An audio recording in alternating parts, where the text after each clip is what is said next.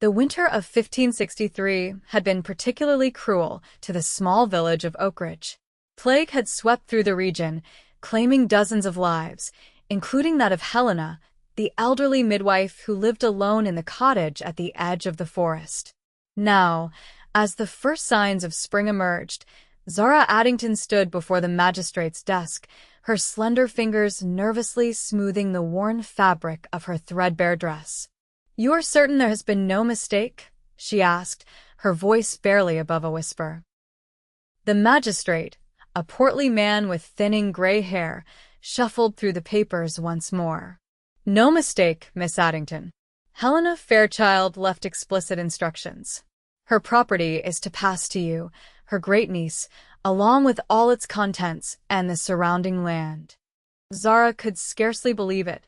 At 22 years old, she had lost everything, her parents to the plague 2 winters past, and most recently, her modest home when the landlord had claimed it for unpaid debts.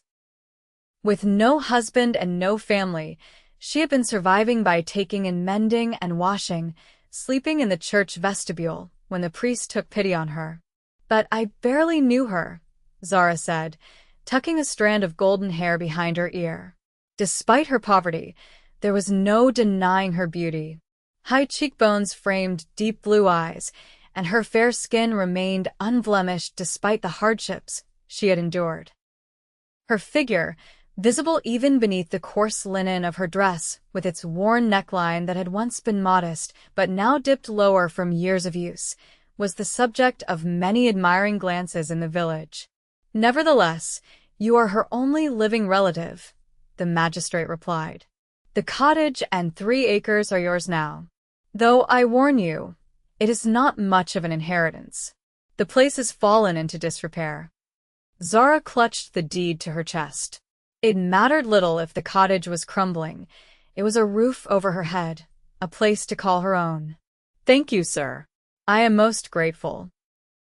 As Zara walked the winding path toward her new home, the spring sun warm on her face, she felt a flicker of hope for the first time in many months. The path led through a copse of ancient oaks before opening onto a small clearing. And there it stood, Helena's cottage. The magistrate had not exaggerated. The thatched roof sagged precariously on one side. Weeds choked what must once have been a garden. A small pond behind the cottage was stagnant and littered with fallen branches. The whole property had an air of abandonment and decay. As Zara approached, a bark rang out, and a scrawny dog with matted fur bounded toward her. She tensed, but the creature merely circled her, its tail wagging with desperate enthusiasm. "Hello there," she said softly, crouching down to offer her hand. "Are you alone too?" The dog licked her fingers, then ran back toward the cottage, stopping to look back at her expectantly. With a deep breath, Zara followed. The interior of the cottage was dark and musty. A layer of dust covered everything: the small wooden table, the single chair, the narrow bed in the corner. A stone fireplace stood cold and empty, cobwebs draped from the ceiling beams like ghostly decorations. Zara set down her meager bundle of possessions: a change of clothes, a wooden comb, a small knife, and a cherished book of poetry that had belonged to her mother. The dog circled the room restlessly, sniffing at corners and scratching at the floorboards near the hearth. "Stop that," Zara chided gently. "We must make this place habitable first." She spent the remainder of the day cleaning, sweeping out dust and cobwebs, scrubbing the lone window until sunlight streamed through. She discovered a small store of dried herbs hanging from the rafters, along with jars of preserved foods that looked safe enough to eat. In a corner cupboard, she found a collection of small bottles and pouches. Helena had been known for her herbal remedies. As dusk fell, Zara built a small fire and sat before it, the dog curled at her feet. She had named him Finn, for he had the same bright, watchful eyes as her younger brother who had died years before. "Well, Finn," she said, stroking his head, "it is not much, but it is ours." The dog whined and once again began scratching at the floorboards. Tomorrow, Zara promised, too exhausted to investigate further. Sleep came quickly, but dreams troubled her. She saw Helena, whom she had met only twice, beckoning to her from across the pond. The old woman's lips moved, but Zara could hear no words. Morning brought a knock at the door. Zara, who had been attempting to clear the choked garden, wiped her hands on her skirt and went to answer. Before her stood a man of perhaps 40 years, well-dressed and mounted on a fine horse. "Good day," he said, removing his hat. "I am Vincent Xavier, steward to Lord Blackmore. I was not aware anyone had taken residence here." Zara curtsied slightly. "Zara Addington, sir. I have inherited this property from my great-aunt Helena." The man's expression shifted almost imperceptibly. "Indeed? How fortunate for you. I had been led to believe the property would revert to my lord's estate upon Helena's passing." "I have the deed," Zara replied, suddenly wary. "Signed by the magistrate himself." Vincent Xavier's smile did not reach his eyes. "Of course. A simple misunderstanding, no doubt. Lord Blackmore has long been interested in acquiring this parcel of land. It borders his hunting grounds, you see. He would be prepared to offer you a fair price." "I have only just arrived," Zara said. "I have not had time to consider such matters." Of course. He replaced his hat. "Consider it at your leisure. I shall return in a week's time to hear your thoughts. Good day, Miss Addington." As he rode away, Finn growled low in his throat, the fur on his back standing on end. Zara patted his head. "I share your misgivings, friend." The next days passed in a blur of labor. Zara scoured the cottage from top to bottom. She discovered a small chest containing Helena's clothing, simple but serviceable, and a few personal items, a silver brooch, a wooden carving of a bird, and a leather-bound journal. In the evenings, by the light of the fire, Zara read Helena's journal. Much of it detailed the old woman's work as a midwife and healer, recording remedies and the births and deaths of villagers. But scattered throughout were cryptic references to the burden of knowing and that which must remain hidden.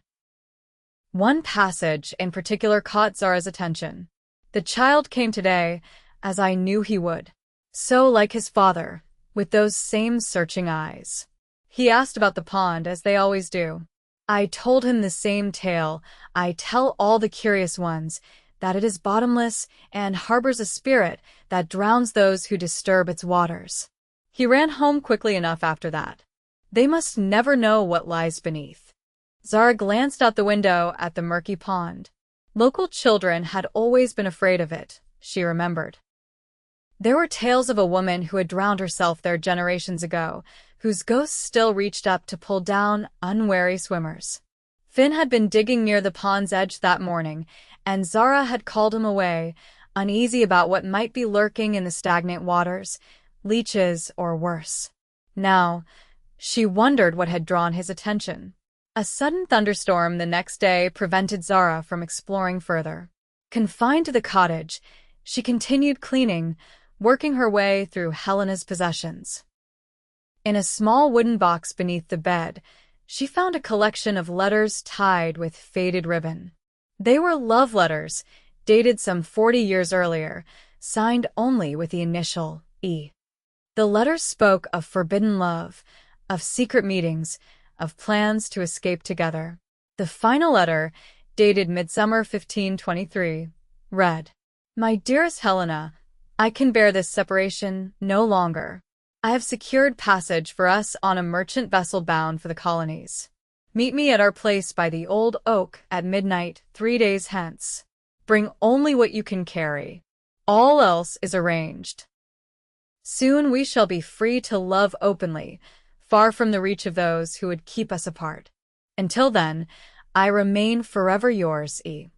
Had Helena fled with her lover? If so, why had she returned to live alone in this cottage?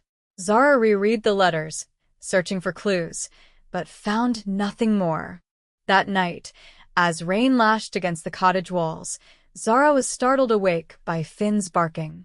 The dog stood at the door, hackles raised, growling at something outside. Hush, Finn, Zara whispered, lighting a candle. It is only the storm. But even as she said it, she heard a noise, the crunch of footsteps on the gravel path outside. Heart pounding, she peered through a crack in the shutters. In the darkness and rain, she could make out a figure moving toward the pond.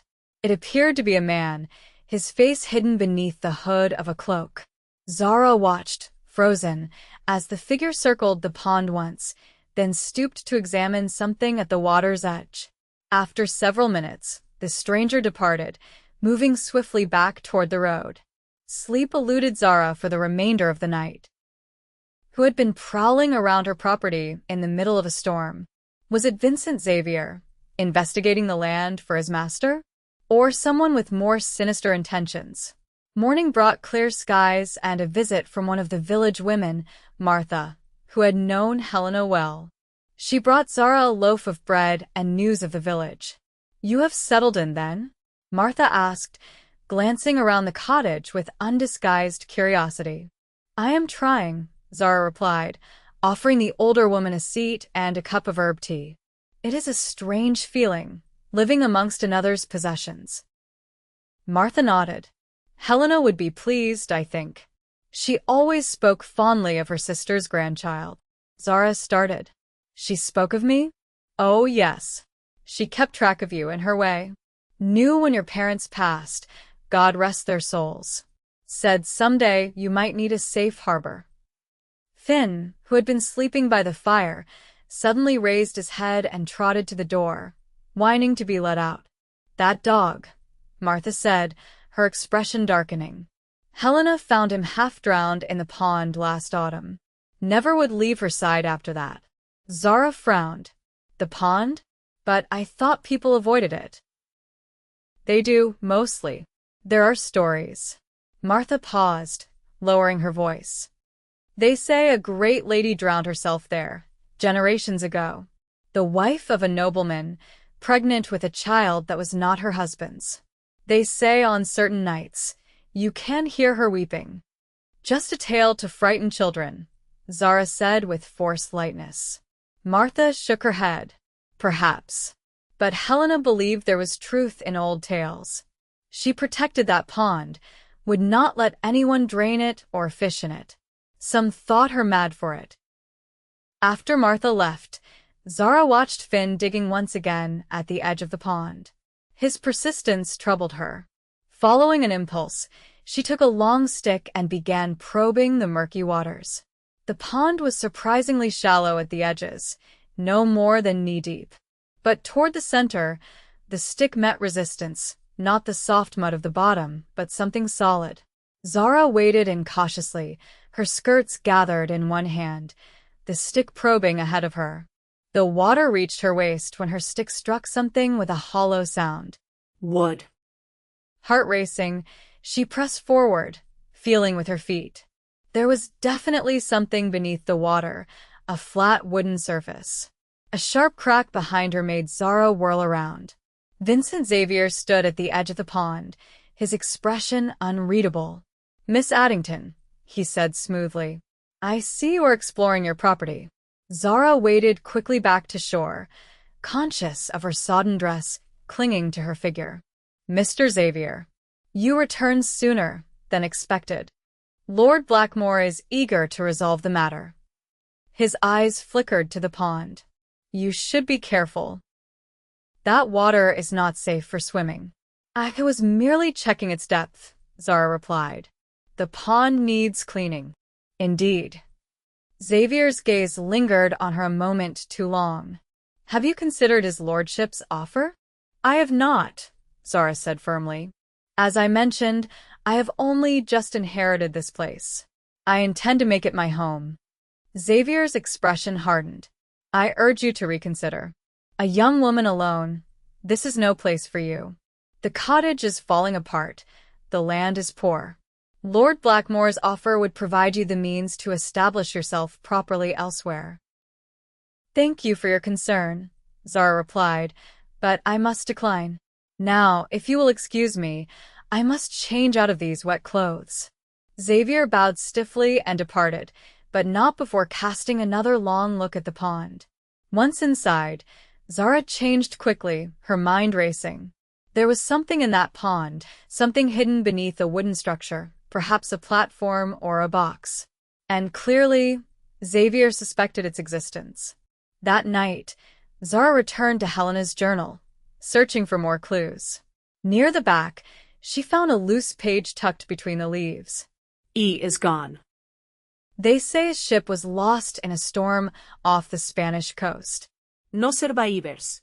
And I am left with nothing but memories and his secret to keep. Lord B came again today, offering to buy the land. He suspects, I know, but he cannot be certain. As long as I live, the truth stays buried. But what after? I have made arrangements. The girl will need to be clever. The truth is in the water, but the key is in the hearth. The key is in the hearth. Zara looked at the fireplace, where Finn had been scratching. Could it be so simple? Kneeling before the cold hearth, Zara examined the stones and mortar. One stone near the back seemed looser than the others. Using her small knife, she worked at the mortar until the stone came free. Behind it was a small cavity, and within it, a metal object wrapped in oilcloth. Unwrapping it with trembling fingers, Zara discovered a key, old and ornate, with an intricate design on its head. But what did it open? There were no locked doors or chests in the cottage that she had found. The answer came to her suddenly. The wooden structure in the pond. Could it be a chest or box of some kind? Sleep was impossible. As soon as the first light of dawn broke, Zara was outside, wading into the pond, the key clutched tightly in her hand. Finn barked excitedly from the shore. The wooden structure was indeed a chest, its outline barely visible beneath the murky water. Zara felt for a lock, her fingers tracing the submerged wood until they found a metal plate. Holding her breath, she inserted the key. It turned with surprising ease. The lid of the chest, weighted down by years of silt and water, resisted at first, then gave way suddenly. Zara lost her balance, plunging face first into the pond. When she surfaced, sputtering and wiping water from her eyes, she saw that the chest was open. Inside, protected by layers of oilcloth and sealed glass containers, were papers, small pouches, and several objects that gleamed even in the dim light filtered through the pond water. Zara worked quickly, removing the contents and bringing them to shore. Once there, she spread them out on the grass, her hands shaking with excitement and cold. The pouches contained jewels, diamonds, rubies, sapphires, and pearls, along with several gold coins bearing the likenesses of kings long dead. The papers included a marriage certificate dated 1522 between Helena Fairchild and Edward Blackmore, along with letters bearing the royal seal. Zara gasped. Edward Blackmore, the previous Lord Blackmore. Helena had married the nobleman in secret. But why had they never fled together as planned? And why had Helena returned to live as a simple midwife? The answer lay in the final document, a will, naming Helena as the rightful heir to the Blackmore estate and lands upon Edward's death, with provisions for any children born of their union. It was signed not only by Edward, but witnessed by 2 members of the royal court. The current Lord Blackmore, who must be a distant cousin who had inherited when Edward died without recognized heirs, had no legal right to his title or lands. That explained his desperate attempts to acquire Helena's property. If he suspected what lay hidden there, a shout from the path startled Zara. Vincent Xavier was approaching rapidly on horseback, accompanied by 2 rough-looking men. Quickly, Zara gathered the documents and valuables, stuffing them into the front of her dress.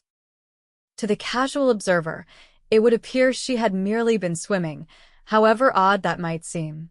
"Miss Addington," Xavier called, dismounting. "What are you doing?" "Cleaning the pond," Zara replied, straightening her shoulders despite her dripping clothes. "It was more choked with debris than I realized."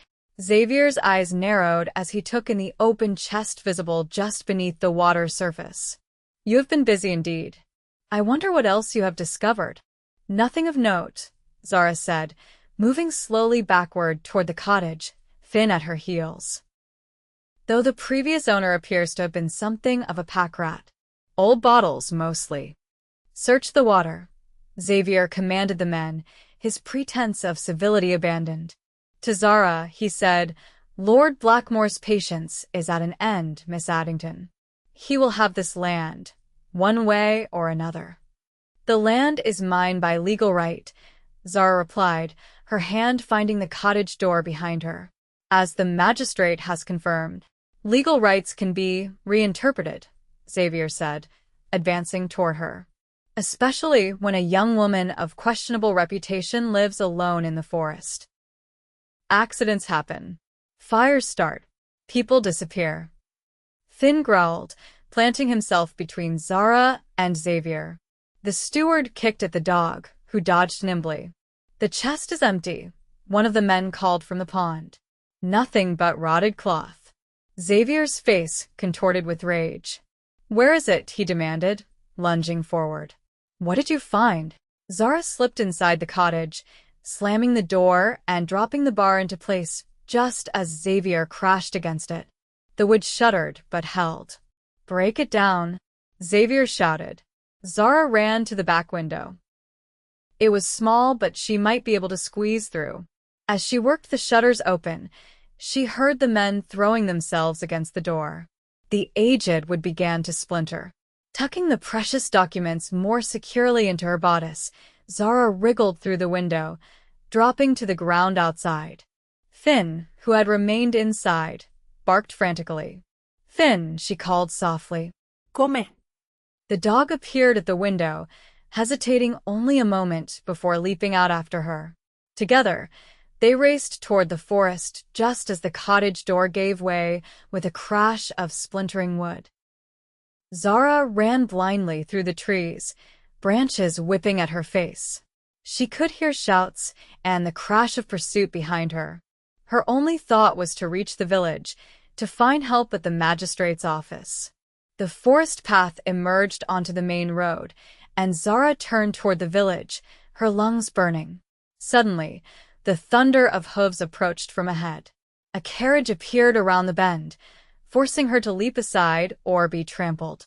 The carriage halted, and a face appeared at the window, an elderly gentleman with piercing eyes and a patrician nose. What is the meaning of this? He demanded. Help me, please, Zara gasped. Men are chasing me. The steward of Lord Blackmore and his henchmen. The gentleman's expression darkened. Xavier. He opened the carriage door. Get in, quickly. Zara hesitated only a moment before climbing into the carriage, Finn jumping in behind her. The gentleman rapped on the roof, and the driver set the horses in motion again, just as Xavier and his men emerged from the forest. Stop. Xavier Shota. In the name of Lord Blackmore. Drive on, the gentleman commanded, and the carriage lurched forward at increasing speed. Inside the carriage, Zara tried to catch her breath, suddenly aware of her bedraggled appearance, soaking wet, her hair tangled with leaves, her dress torn and muddied. Forgive my appearance, sir, she began. The gentleman waved away her apology. I am Judge Harrington. I preside over the county court. And you, I take it, are the young woman who inherited Helena Fairchild's property. Zara nodded, surprised. How did you know? Word travels, the judge replied. And I knew Helena well. She was a remarkable woman. You knew her? Zara asked. Then perhaps you can help me understand what I have found. Carefully, she withdrew the documents from her bodice and handed them to the judge. His eyes widened as he examined them. So she kept them after all, he murmured. I advised her to destroy them, for her own safety. You knew about her marriage to Edward Blackmore? Judge Harrington nodded solemnly. I was one of the witnesses. Edward and Helena were childhood friends who fell deeply in love. But Edward's family would never have accepted a match with a commoner. They married in secret, planning to flee to the colonies. But then Edward's elder brother died unexpectedly, making Edward the heir. His father threatened to disinherit him if he abandoned his responsibilities. Edward begged Helena to come forward as his wife, but she knew the scandal would destroy him. She chose to release him from their marriage. But these documents were never destroyed, Zara said. She kept them hidden all these years. For protection, most likely, the judge replied. The current Lord Blackmore, Edward's cousin, has always been a ruthless man. Helena must have feared what he might do if he ever suspected her claim. The carriage had turned onto a private drive and was now approaching a substantial manor house. "Where are we?" Zara asked. "My home," Judge Harrington replied. "You will be safe here while we decide how to proceed. These documents must be presented to the proper authorities.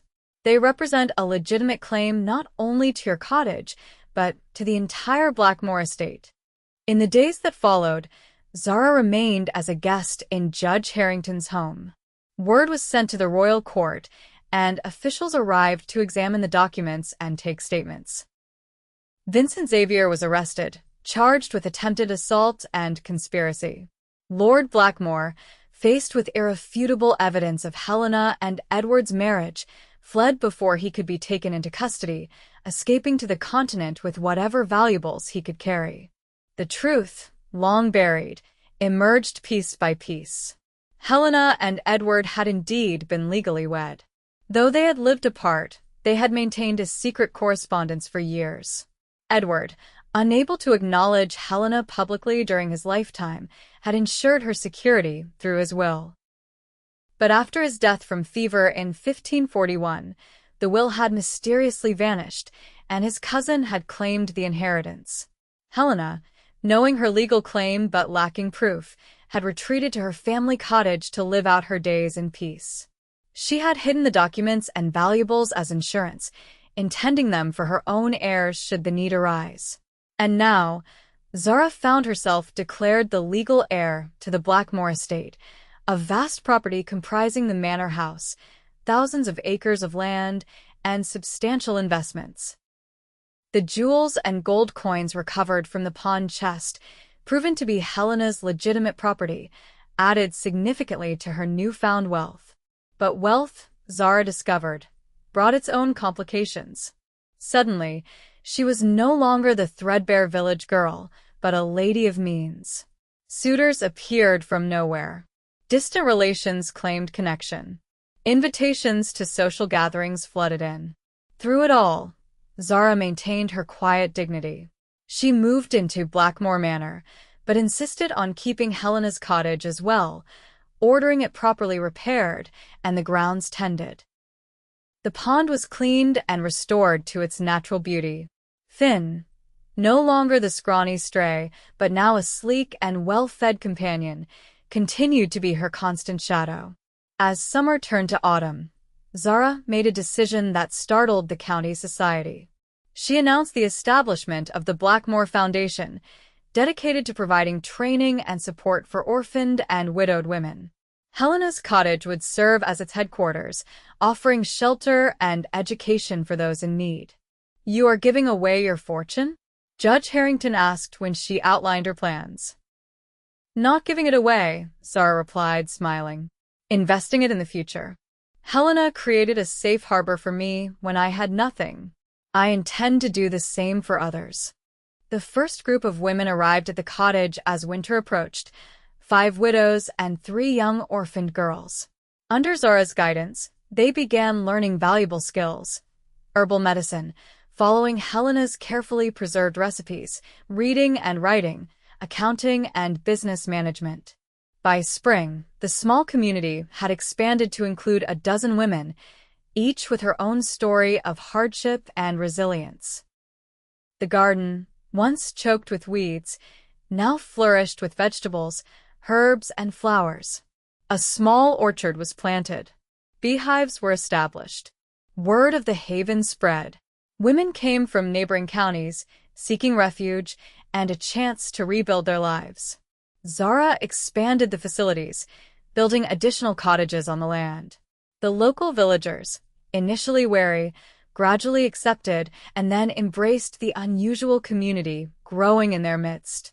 The transformation was not without challenges. There were those who disapproved of women living independently, who spread rumors and attempted to discredit Zara's work. But she persevered, her quiet determination winning over even the most skeptical critics. 1 year after Zara had first stood before the magistrate to receive her unexpected inheritance, she sat in the garden of Helena's cottage, now the heart of a thriving community, and marveled at how her life had changed. From a destitute orphan with no prospects to the head of a substantial estate and the founder of an unprecedented haven for women in need. Finn dozed at her feet, gray now sprinkled through his once uniform brown coat. From the main house came the sounds of women's voices raised in conversation and occasional laughter. Children played in the newly fenced yard, their shrieks of delight carrying on the summer breeze. Judge Harrington, now a frequent visitor and advisor, joined Zara on the garden bench. "You have accomplished a miracle here," he said, gesturing to the thriving community. Zara smiled. "Not a miracle, just the fulfillment of what Helena began." She saved this place, protected its secrets, knowing someday it would serve a greater purpose. She would be proud, the judge agreed, though I doubt even she could have envisioned all this.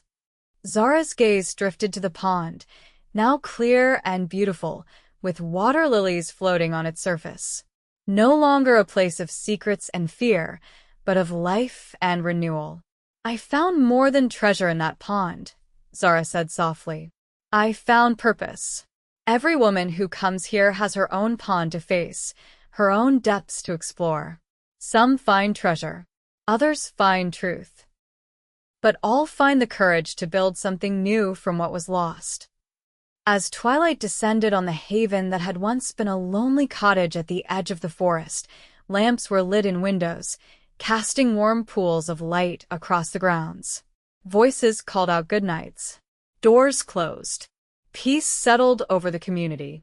Zara Addington, once a desperate peasant girl with nothing but her beauty and determination, now stood as the mistress of a flourishing estate and the heart of a community that offered hope to those who had lost everything, just as she once had.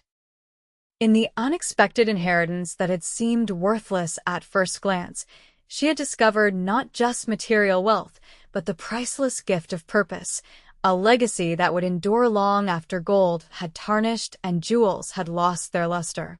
And in that discovery, both she and Helena had found a form of immortality, their names forever linked to the haven that had risen from secrets long buried, a testament to the power of resilience and the enduring strength of women who refused to be defeated by tragedy.